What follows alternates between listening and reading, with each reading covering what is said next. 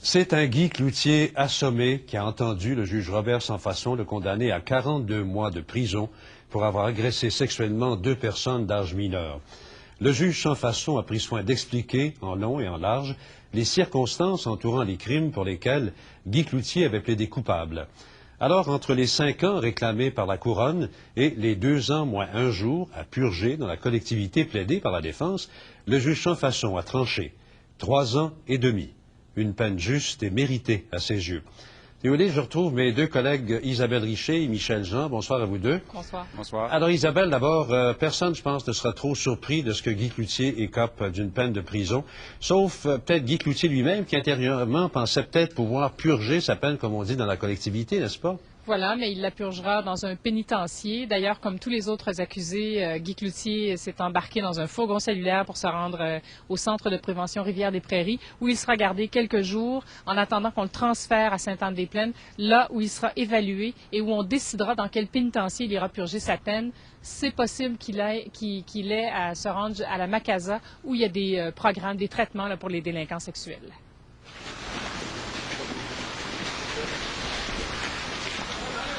Guy Cloutier est entré au palais de justice entouré de quelques proches et en fixant le sol du regard.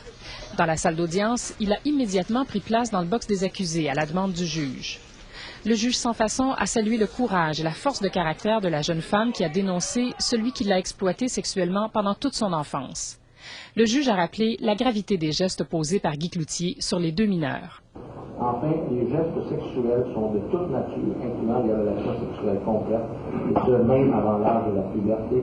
Il faut aussi souligner que les événements incriminés sont complètement distincts quant aux 2 victimes. Même si la Couronne souhaitait une peine de 5 ans de prison, la décision du juge lui semble tout à fait adéquate. Il a dit, quant à moi, haut et fort qu'on vit dans une société qui n'acceptera jamais ce type de comportement. Et il a rendu une sentence de pénitencier qui satisfait la poursuite. Le juge a retenu bien peu de facteurs qui militent en faveur de l'accusé. D'abord, selon l'évaluation psychiatrique, Guy Cloutier ne croit pas que ses gestes ont eu des conséquences sur les victimes. Puis, il a donné près d'1 million de dollars en 10 ans à l'une de ses victimes, mais le juge estime que tout cet argent a servi davantage à s'assurer de son silence. Quant à ses remords, ils sont bien relatifs.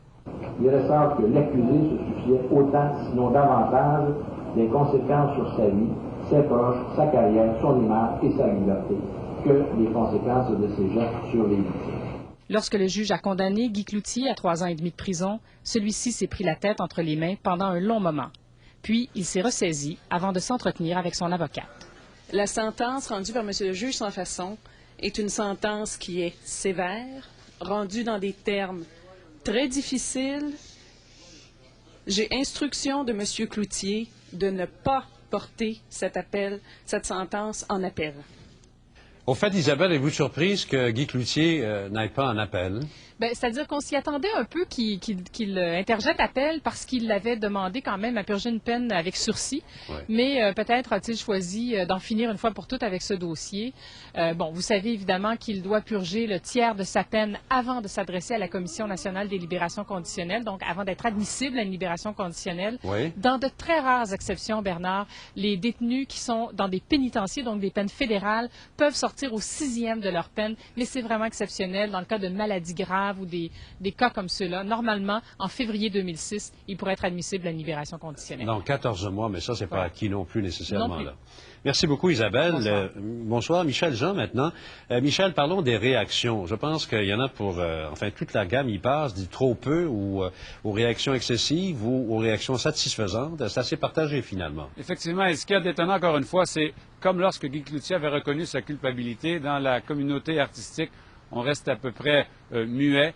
Pas de réaction des proches non plus de Guy Cloutier. Simplement un communiqué qui a été émis pour dire qu'on ne réagirait pas auprès de la direction de Novem, la compagnie que Guy Cloutier a vendue à sa fille. Mais dans la rue, lorsqu'on demande aux gens ce qu'ils en pensent, ils sont nombreux à le dire. Et la plupart des gens à qui on parle disent qu'ils trouvent que cette sentence-là n'est pas assez sévère, que plusieurs disent qu'on aurait dû donner 5 ans. Cependant, si on demande aux experts, eh bien, eux nous disent la sentence qui a été imposée à Guy Cloutier, elle va dans le sens de la loi, elle est une sentence qui est pondérée, et Guy Cloutier a eu donc une sentence méritée. Même déchu, le king du showbiz québécois attire les foules.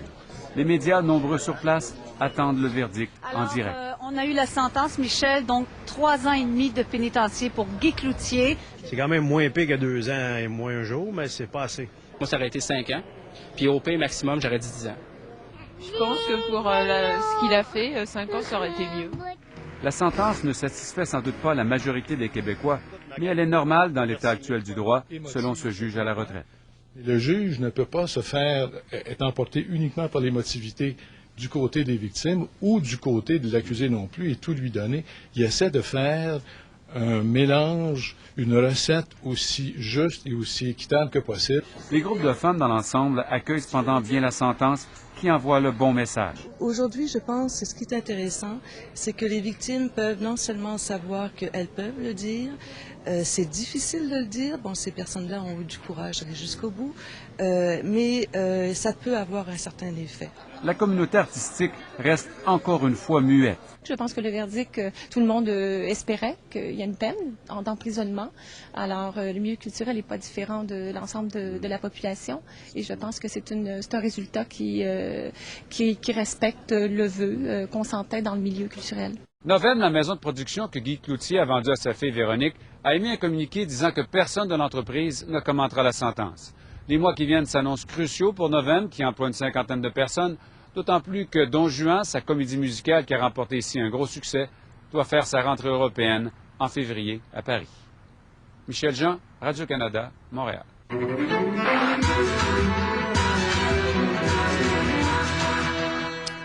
La sentence est donc tombée ce matin. 42 mois de prison pour Guy Cloutier, qui a jugé du reste ne pas porter cette sentence en appel.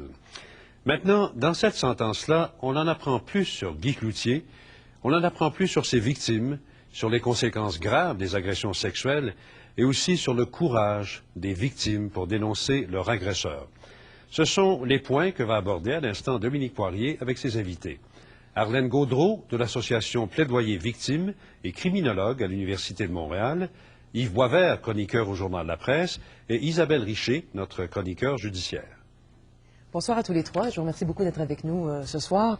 Isabelle, d'abord, bon, on sait que cette sentence-là était évidemment très attendue. Je pense que ça doit mettre un peu de pression sur un juge aussi qui doit prendre le temps de bien expliquer, évidemment, les motifs de sa décision. Et dans ce cas-ci, je pense que le juge Sans Façon a fait son travail. Il a très bien motivé son jugement. Écoutez, ça fait 35 pages. Il a lu son jugement in extenso.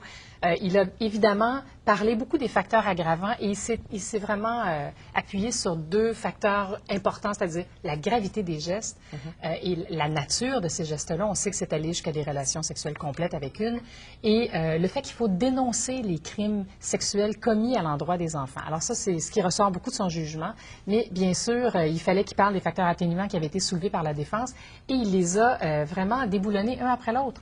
Entre autres, quand on parle de l'argent que cette victime a reçu de la part de Guy Cloutier. Son avocat disait que c'était pour compenser les torts qu'il lui avait causés. Le juge dit, ben mettons un peu la pédale douce là-dessus. C'est aussi une façon d'acheter son silence. Quand on parle des remords de l'accusé, des regrets, oui, bien sûr, il en a, mais il faut les distinguer de la compassion et de l'empathie, et il en a bien peu. Alors, il a été très sévère sur chacun des facteurs atténuants. Je ne sais pas dans quelle mesure Guy Cloutier s'attendait à avoir un sursis de peine, une peine à purger dans la collectivité, mais parce que vous étiez là aussi, Isabelle, j'imagine qu'une fois que la sentence tombe, et que c'est l'emprisonnement, ben, on encaisse le choc. Là. Oui, c'est un choc, c'est sûr. Il était assis dans le box des accusés à la demande du juge quand il est entré dans la salle d'audience. C'est là qu'il s'est assis. Et quand le juge a rendu vraiment sa peine, là, vous y étiez, Yves, il s'est vraiment pris la tête entre les 2 mains. Il se frottait le visage. Ça a toujours l'air un cliché de dire qu'il avait l'air vieilli, mais c'est vrai, quand il est entré dans la salle, on le remarquait ce matin. Et quand la sentence tombe, bien, écoutez, on encaisse. C'est évident qu'il s'y attendait. Son avocate avait dû le préparer. Il y avait peu de chances qu'il y ait un sursis pour des crimes aussi graves. Sauf que quand il a quitté le palais de justice dans le petit autobus bleu pour se rendre à la fin de la journée, quand il fait noir, là, avec de nouveaux amis, là, c'est évident que parce qu'il est transporté avec les autres avec les autres détenus, évidemment. Mais écoutez, c'est le lot de gens qui sont condamnés pour des crimes aussi sérieux.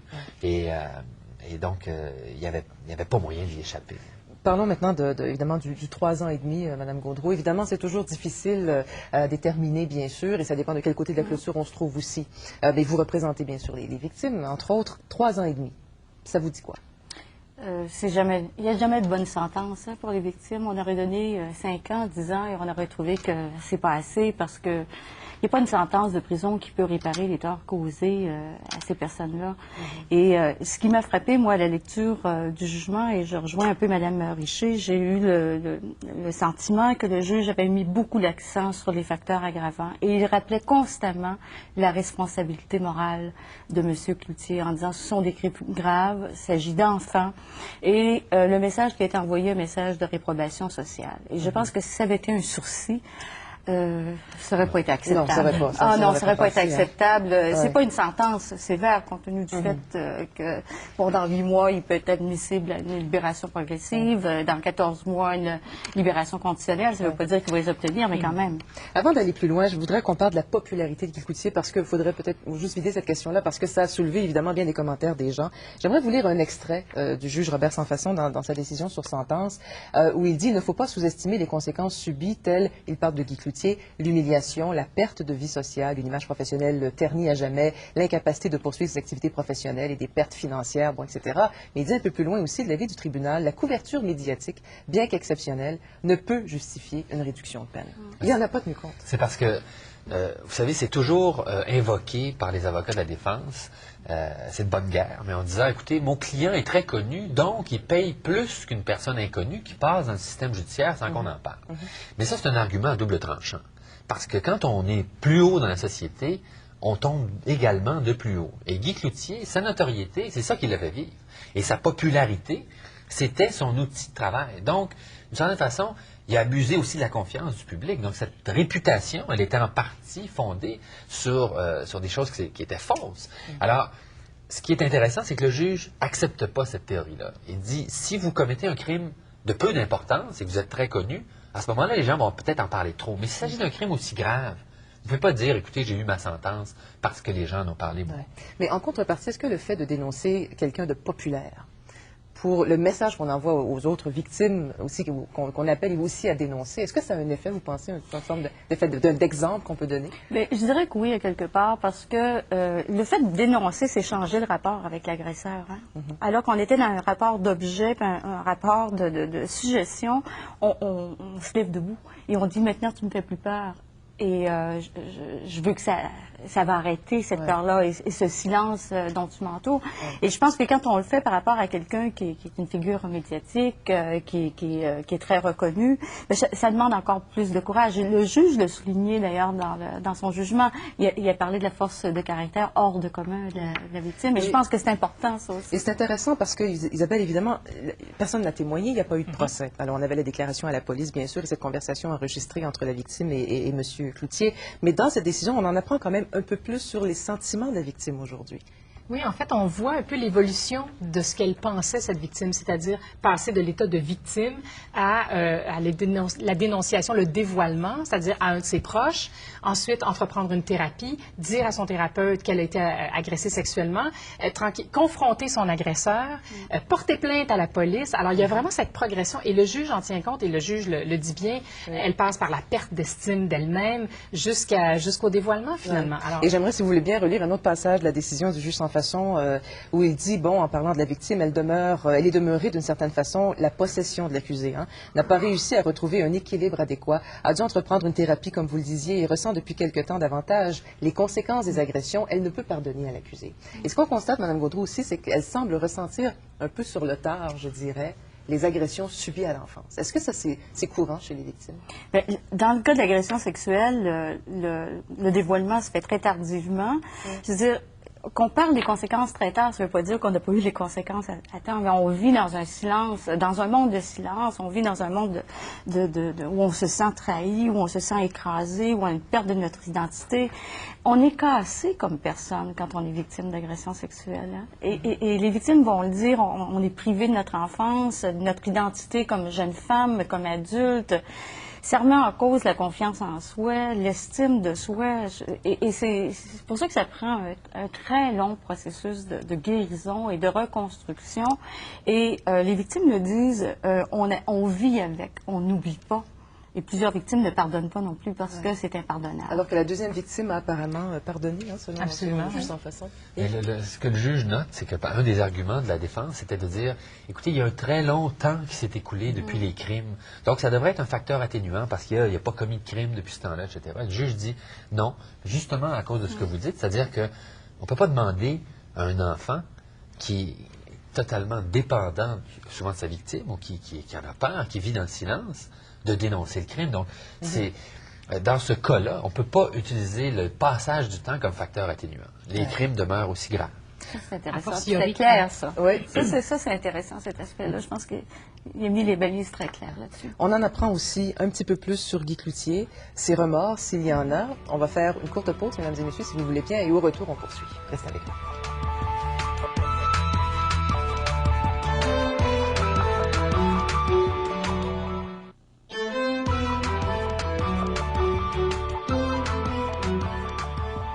Alors, on poursuit notre discussion avec mes trois invités. Isabelle, je disais tout à l'heure, on en apprend aussi un peu plus sur Guy Cloutier parce qu'il a subi 2 expertises psychiatriques notamment, et le juge sans façon cite certains passages de ces expertises psychiatriques. Oui, certains passages qui ne sont pas beaucoup à l'avantage de Guy Cloutier, c'est-à-dire que, cependant, il s'en est ouvert, donc au psychiatre, mais il n'a pas beaucoup reconnu les séquelles chez les victimes. Bon, on apprend qu'il a lui-même été victime d'abus, enfin d'attouchement sexuel dans son adolescence, mais il semble que ce soit pas très significatif dans toute cette histoire. Parce que lui-même dit qu'il n'en a pas vraiment gardé de séquelles. Oui. Alors, est-ce pour ça qu'il n'est pas capable de concevoir qu'il y a des conséquences chez les victimes? Mais sur la première victime, la jeune femme qui l'a agressée pendant 7 ans, il dit il y a bien d'autres choses dans sa vie qui a pu la marquer, cette personne. Et quant à la deuxième victime, il ne pense pas que ses propres gestes aient eu un effet sur cette victime. C'est quand même étonnant. Alors ça, évidemment, c'est noté là, par le juge sans façon. Et il y a d'autres choses. On parle des traits de personnalité de Guy Cloutier. Oui, un narcissique. Tout à fait. Narcissique, superficiel. Alors, il y a du travail à faire, quoi. On va parler des remords et j'aimerais citer un autre extrait de la décision. Il n'en demeure pas moins que l'accusé a connu pendant une très longue période de temps un trouble important de la préférence sexuelle dont 2 enfants adolescents ont été victimes et qu'encore en 2004, il est incapable de mesurer toute l'ampleur des conséquences de ses gestes. Ça, c'est la grande question parce qu'on sait qu'il n'a pas notamment porté la sentence en appel. Est-ce que c'est un signe de remords? Est-ce que c'est un homme qui se dit, bon, mais je vais purger ma peine parce que j'ai commis une faute? Vous savez, je pense qu'on n'est jamais une seule chose. Souvent, les remords viennent parce qu'on est mal pris. Alors, on peut avoir, d'une part, des remords ou finalement comprendre ce qu'on a fait à une victime, mais en même temps s'apitoyer sur son propre sort. C'est évident que lui était coincé. Il n'avait pas de cause, Guy Cloutier. Il ne pouvait pas vraiment faire un procès. Mais reconnaissons au moins qu'il a plaidé coupable. Donc, c'est ce que n'a pas fait, par exemple, David, un cas qu'on compare, parce que c'est un cas très connu, mais même s'il est très différent. Ben lui, à ce jour, il se prétend encore innocent. Alors, au moins, Guy Cloutier, il a exprimé des regrets, il n'en a pas appelé. Est-ce qu'il a des remords totalement purs? Probablement pas non plus. C'est sûr qu'il pense à l'avantage que ça lui procure d'exprimer des remords. Ouais. Alors, c'est mêlé tout ça. C'est la raison pour laquelle souvent les victimes ne croient pas. Les délinquants, quand ils expriment des remords, moi j'en ai vu au moment des audiences de libération conditionnelle, elles souhaitent que la personne qui les a agressées soit touchée par ce qu'elles ont à dire, qu'elles prennent conscience qu'on leur a causé du mal, mais en même temps, ils ne le croient pas. Et c'est comme quelque chose qui est... Parce que dans le fond, ils aimeraient l'entendre avant. Et dans le fond, ce qu'ils aimeraient, c'est... Ça vient tard un peu. Ça vient beaucoup trop tard. Et elles se disent, mais il aurait pu arrêter avant. Et pourquoi est-ce qu'il a continué? Alors qu'ils reviennent 17 ans, 15 ans plus tard, ils disent, je m'excuse et je demande pardon. Ça paraît faux. Dans un spectre plus large aussi, ce qui est très frappant, c'est arrivé au moment du plaidoyer de culpabilité et aujourd'hui, quant à la sentence, ce sont les tribunes téléphoniques. Et on entend des gens... Les gens parlent évidemment beaucoup de ces causes. On entend des gens qui appellent et qui disent « moi j'ai été agressé, moi j'ai été agressé, moi j'ai été agressé ». C'est presque incroyable. On se dit, on a l'impression que tout le monde a été agressé dans sa vie. C'est fascinant quand même. Je vous dirais qu'il y a beaucoup de gens qui se plaignent de l'ampleur médiatique que ça a pris. Je pense que ça a ceci de bon, de nous faire réfléchir justement sur l'ampleur de ce phénomène-là. Moi, j'ai reçu énormément de courriels de gens, des fois des gens qui ont 75 ans, qui me disent que dans les années 50, il leur est arrivé telle ou telle chose. Alors, la discussion publique sur ces choses-là, la façon de traiter ces crimes-là, ces criminels-là, Bien, je pense que ça nous fait avancer comme ça. Parce qu'au moins, on en parle. Ben, je pense que ça nous sensibilise. Les gens prennent position aussi. Hein. Les gens sont très en colère. Ils veulent des sentences très élevées. Et je pense que ça amène les victimes à plus, je dirais pas dénoncer, mais en tout cas dévoiler. Ils vont se tourner vers les organismes, les CAVAC, les CALAC. Il y a 20 ans, il y avait presque pas d'organismes pour venir en aide aux victimes. Et à tout le moins, même s'ils ne portent pas plainte à la police, au moins, ils vont se tourner vers quelqu'un pour être écoutés, nommer les choses, valider les émotions, recevoir de l'aide. Et ça, c'est quelque chose de positif. Et j'ai parlé aujourd'hui à des gens au palais de justice qui venaient voir, qui n'ont pas pu entrer dans la salle, mais qui venaient assister et qui m'ont dit, un homme, entre autres, qui m'a dit, moi, j'ai été victime d'agression. Et là, je venais pour voir qu'est-ce que c'était cette sentence. 3 ans et demi, c'est pas beaucoup, mais je disais, oui, mais vous connaissez la jurisprudence. Bien, justement. Alors, là, maintenant, les gens conçoivent que les juges sont un peu contraints de respecter ça. Et même si on demande des sentences de 10 ans, 15 ans, on sait de quoi ils retournent. Madame Gaudreault, est-ce que vous croyez que cette condamnation peut soulager la victime ou les victimes de Guy Cloutier? Est-ce que dans tout le processus, est-ce que ça a vraiment toute une importance? Est-ce que ça change quelque chose ou finalement on continue quand même à vivre avec les blessures? Bien, on continue à vivre avec les blessures, mais je pense que ça change quelque chose dans le sens que c'est une reprise de pouvoir. Sur sa situation personnelle. C'est une façon de se lever debout, de dire « je n'ai plus peur ». C'est une façon de parler, d'inciter d'autres personnes aussi. Et souvent, les victimes, après avoir dénoncé, parce que c'est quand même quelque chose aussi, c'est le faire devant les autorités judiciaires, et ça, c'est quand même quelque chose d'important. Et ça permet aux victimes, après, de se reconstruire. Il y a certaines victimes aussi, ça permet de sortir du statut de victime aussi. Il y a des victimes aussi, après, qui vont s'engager dans des mouvements, qui vont devenir militantes, qui veulent écrire là-dessus, qui veulent témoigner parce qu'elles veulent aider d'autres victimes. Et ça, dans ce sens-là, c'est réparateur, mais il y a un gros prix à payer, c'est bien sûr. Il nous reste seulement 1 minute. Je vais vous poser une question pas très facile en terminant à chacun d'entre vous. Après tout cela, est-ce qu'on peut dire que justice a été rendue? Écoutez, on a juste 1 minute, c'est critique répondre à ça. Si on dit non, on a l'air de banaliser. Si on dit oui, on dit qu'une peine de 3 ans et demi, c'est suffisant. Le processus judiciaire a fait son travail et sans doute que les victimes sont contentes. Vous savez, il y a des crimes qui étaient très peu punis il y a 30 ans et qui le sont plus maintenant. Je ne suis pas certain que dans 20 ans, on va traiter les agressions sexuelles de la même façon. Je pense qu'on les prend plus au sérieux. Peut-être qu'on devrait le faire encore davantage. Je pense que c'est un jugement qui vient dire que c'est un crime qui est grave. Et je pense que c'est un jugement qui montre la réprobation aussi face à ce type de crime-là. Je pense que ça, c'est important. Eh bien, je vous remercie beaucoup à tous les trois d'avoir été ici. Merci encore.